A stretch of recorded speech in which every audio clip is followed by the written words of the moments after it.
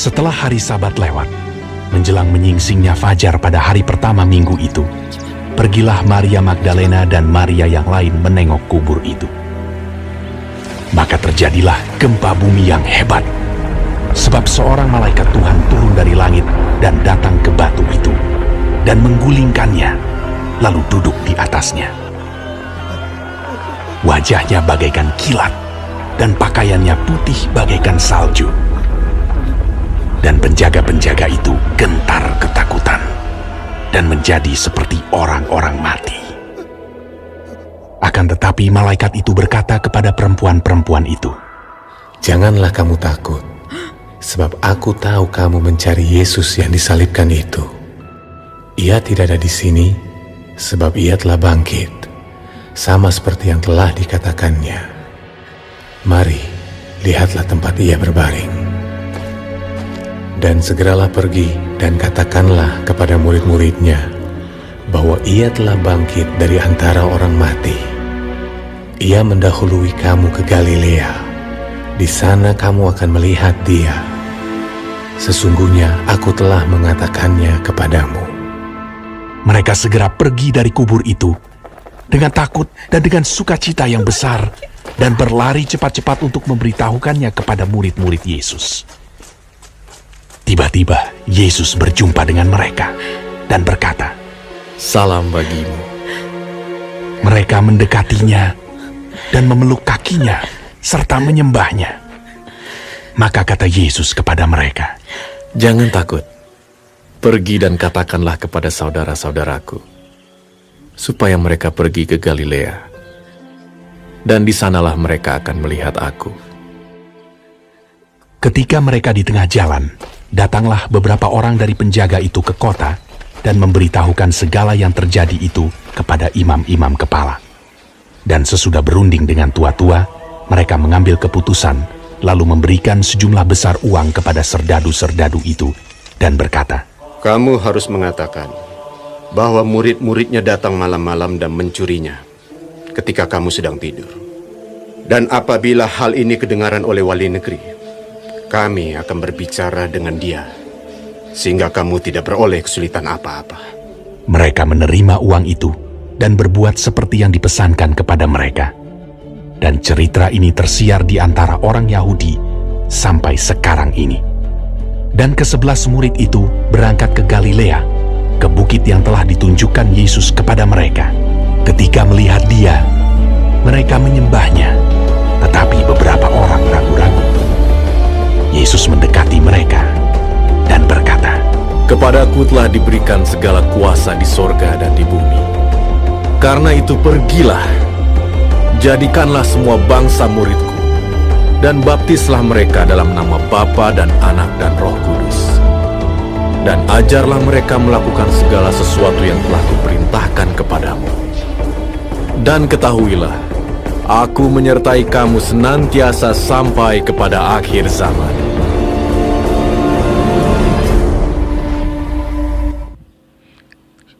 Shalom saudaraku, hari ini kita mempelajari Matius pasal 28. Tuhan memberkati. Mengenai kebangkitan Yesus, malaikat yang memberitahukan kabar baik tentang kebangkitan Yesus kepada perempuan-perempuan itu memberi 4 pesan, yaitu yang pertama, janganlah kamu takut. Kebangkitan Yesus seharusnya mendatangkan sukacita, bukan ketakutan. Bila kita takut menghadapi kehidupan ini, ingatlah akan kubur Yesus yang kosong. Kebangkitannya membuktikan bahwa Yesus adalah anak Allah dan membuktikan bahwa semua firman Tuhan itu benar, ya dan amin, serta betapa hebat kuasanya bagi orang yang percaya. Efesus 1 ayat 19 sampai 20. Bila Tuhan datang kembali, umatnya yang taat dan setia padanya tidak perlu takut. 1 Yohanes 2 ayat 28 mencatat, "Maka sekarang anak-anakku, tinggallah di dalam Kristus. Tinggallah di dalam Kristus, supaya apabila ia menyatakan dirinya, kita beroleh keberanian percaya percaya dan tidak usah malu terhadap Dia pada hari kedatangannya. Yang kedua, malaikat itu berkata, Ia tidak ada di sini. Yesus tidak mati lagi, Dia sudah hidup. Kebangkitan Yesus menyebabkan kehadiran kuasa-Nya di atas dosa dan juga kehadiran kuasa-Nya dalam pengalaman hidup kita sehari-hari. Amin. Yang ketiga, malaikat itu berkata, mari lihatlah. Perempuan itu dapat memeriksa sendiri buktinya bahwa kubur Yesus telah kosong. Itu fakta. Yang keempat, malaikat itu berkata, segeralah pergi dan katakanlah. Mereka harus memberitakan kabar sukacita itu dengan segera.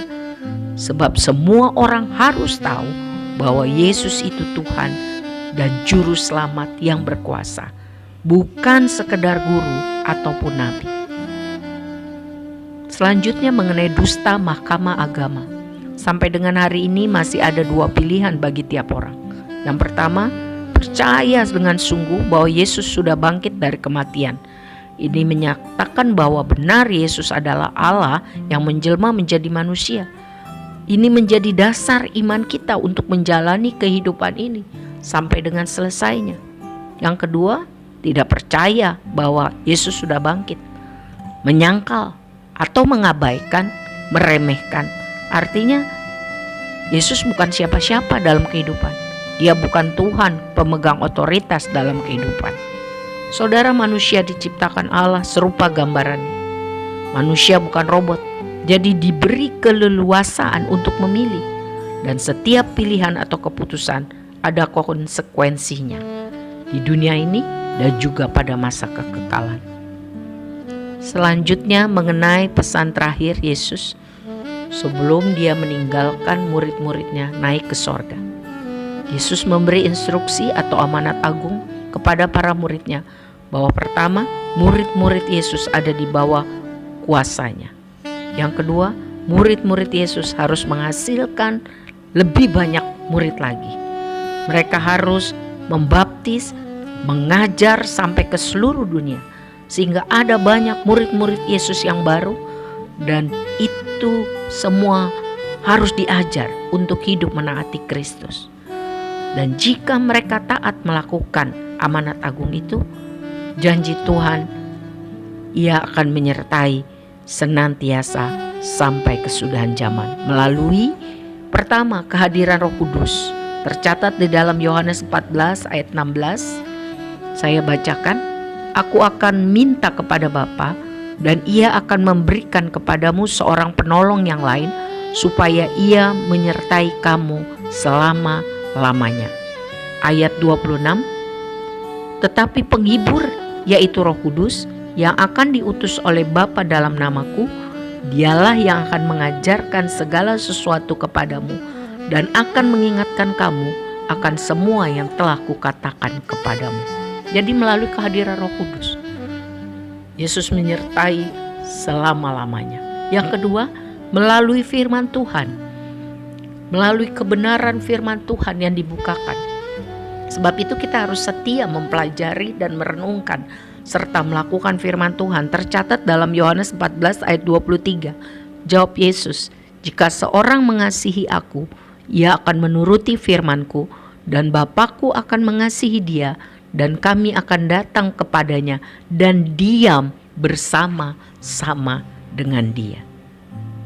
Saudara-saudaraku, memberitakan Injil itu adalah perintah, bukan pilihan bagi semua orang yang mengaku bahwa Yesus adalah Tuhan.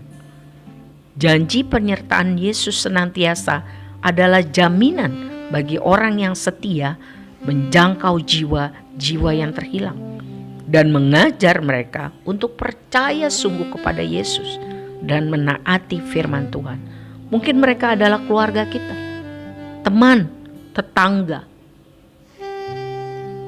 Jadi bagaimanapun keadaan kita saat ini, Tuhan Yesus peduli pada kita. Dia menyertai selalu sampai kita pulang ke rumah Bapa. Sebab itu, hidup ini adalah kesempatan. Ingat, jadi saksi Tuhan. Tuhan memberkati kita semua untuk menjadi pelaku firman. Amin.